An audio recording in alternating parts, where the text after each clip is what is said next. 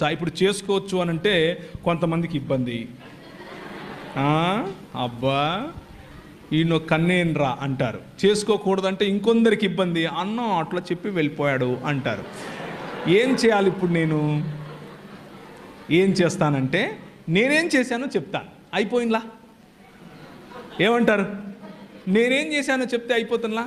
నేను 2000 సంవత్సరం నుండి 2011 సంవత్సరం వరకు మధ్యప్రదేశ్లో ఇందోర్ అనే పట్టణంలో మిషనరీగా ఉన్నాను. మిషనరీగా ఉండి పరిచర్య చేశాను. పరిచర్య చేసే సమయంలో నేను మా పాస్టర్ గారితో కలిసి పనిచేశాను. మా పాస్టర్ గారు చాలా భక్తిపరుడు, చాలా దేవుని రాజ్యం కోసం చాలా కష్టపడతాడు. నేను ఆయనతో కలిసి పనిచేస్తూ ఉంటే వాళ్ళ అమ్మాయి నన్ను పెళ్లి చేసుకో అని నన్ను అడిగింది. నేను మా పాస్టర్ గారికి చెప్పాను.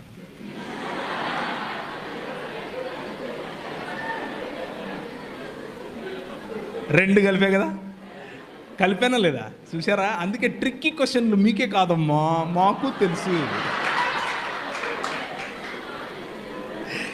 నేను మా పాస్టర్ గారికి చెప్పాను, అయ్యా మరి ఆమె నన్ను పెళ్లి చేసుకోమని అడుగుతా ఉంది, మీరు ఓకే అంటే సమయం తీసుకుని మా ఇద్దరికి కౌన్సిలింగ్ ఇవ్వండి, మేము పెళ్లి చేసుకుంటాం. లేకపోతే రేపటి నుంచి మళ్ళా దాన్ని ఏమంటారు, ఎవరికి వారే యమునా తీరే అని చెప్పాను.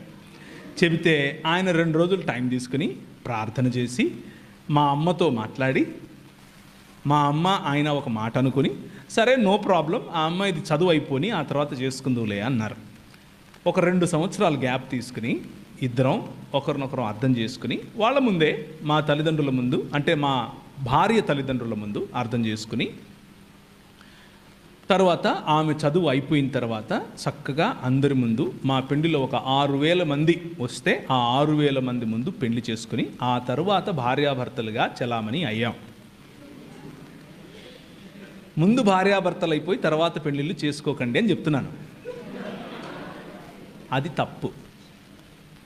ముందు ప్రొక్లమేషన్, ఆ తర్వాత కాన్సమేషన్. అంటే మొదట ప్రకటించాలి, ఆ తరువాత ఒకటవ్వాలి. కనుక పురుషుడు తన తల్లిని తండ్రిని విడిచి తన భార్యను హత్తుకొనెను, ప్రేమికురాల్ని కాదు. జాగ్రత్తగా వినండి. తన భార్యను హత్తుకుంటాడు, ప్రేమికురాల్ని కాదు. సో ప్రేమ తప్పు కాదు. భౌతిక సంబంధం పెండ్లి కంటే ముందు తప్పు. అది వ్యభిచారం కిందికి వస్తుంది, అది చేయకూడదు. ఇంకా క్లియర్గా ఏమని చెప్పాలనా? I hope I made it very clear. So ప్రేమ తప్పు కాదు, ప్రేమించటం తప్పు కాదు, కానీ సాంస్కృతికంగా మీకున్నటువంటి అడ్డుగోడలను ఎదిరించి నా ఇష్టం నువ్వెవరు అనేటటువంటి చేయకండి. మీ పెద్దల దగ్గరికి తీసుకెళ్ళండి, పెద్దలతో సంప్రదింపులు చేయండి, పెద్దల యొక్క ఆశీర్వాదం తీసుకోండి. కొంతమంది ఒప్పుకోరు, కొంతమంది ఒప్పుకోనప్పుడు దానికి ఉన్న కారణాలు తెలుసుకోండి. మీకంటే ఎక్కువగా మీకోసం మిమ్మల్ని ప్రేమించే వాళ్ళు ఆలోచిస్తారు కాబట్టి వాళ్ళ పర్స్పెక్టివ్ని కూడా అర్థం చేసుకోండి. అర్థం చేసుకున్నప్పుడు మీరు ఒప్పుకోగలిగితే పర్వాలేదు. ప్రేమ గుడ్డిది అంటారు కదా, అలాంటి మోజులో కనుక ఉంటే మరి అది కొంచెం ఇబ్బందే, అది మీకే ఇబ్బంది, లాంగ్ రన్లో మీకు ఇబ్బంది అవుతుంది. సో జాగ్రత్తగా ఆచితూచి. ప్రేమ అన్నది భావన కాదు. చాలా జాగ్రత్తగా వినండి ఈ పాయింట్. ప్రేమ, love is not just an emotion, love is a decision. ప్రేమ అన్నది ఒక నిర్ణయం, జీవితాంతము ఉండేటటువంటి నిర్ణయం, ఎటువంటి పరిస్థితుల్లో కూడా పోకుండా ఉండేటటువంటి నిర్ణయం. ఆ నిర్ణయం తీసుకోవటానికి మీరు త్వరపడాలి, అంతేకాని భావోద్వేగాలకు లోనయ్యి ఏది చేయకూడదు. అలా చేయటం వల్ల మీకు, మీ కుటుంబానికి, మీ సంఘానికి కూడా తలవంపులు, అది మంచిది కాదు. ఇకపోతే ఆఖరి మాట, ప్రేమ వివాహాలలో, ప్రేమ వివాహాలు అన్నవి ప్రేమ వివాహాలైనా లేకపోతే తల్లిదండ్రులు కుదిర్చి చేసే వివాహాలైనా ఏవైనా సరే కులము అన్నటువంటి ప్లాట్ఫామ్ మీద చేసుకోకూడదు. లాస్ట్ టైం వచ్చినప్పుడు కూడా మిమ్మల్ని ఇట్లనే ప్రేరేపించిపోయినా, ఇప్పుడు కూడా ప్రేరేపిస్తున్నా, కులానికి వ్యతిరేకంగా నిలబడండి. TV9 వాడు నీకంటే బెటర్ క్రైస్తవుడు. ఒకవేళ మీరు కులాన్ని పాటిస్తూ ఉంటే వాడేమంటాడంటే, కులము అడిగేవాడు అడ్డగాడిదా అని వేస్తాడు, టీవీలో వేస్తాడా? ఇడా కనీసం వాడికున్న బుద్ధి కూడా మీకు లేదంటే ఇక మీ కర్మ, దానికి నేనేం చేయలేను. మళ్ళీ మీరు నేను పరలోకం పోవాలా అంటే దానికి కులం ఎత్తుకున్నవాడు పరలోకం కాదు కదా, ఏ లోకానికి పోడు. ఈ లోకంలోనూ వాడు బతకలేడు సరిగ్గా.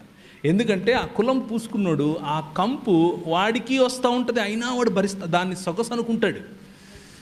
కులము అడగద్దు, కులము చెప్పొద్దు, కులంలో బతకద్దు, కులంలో పెళ్ళిళ్ళు చేసుకోవద్దు.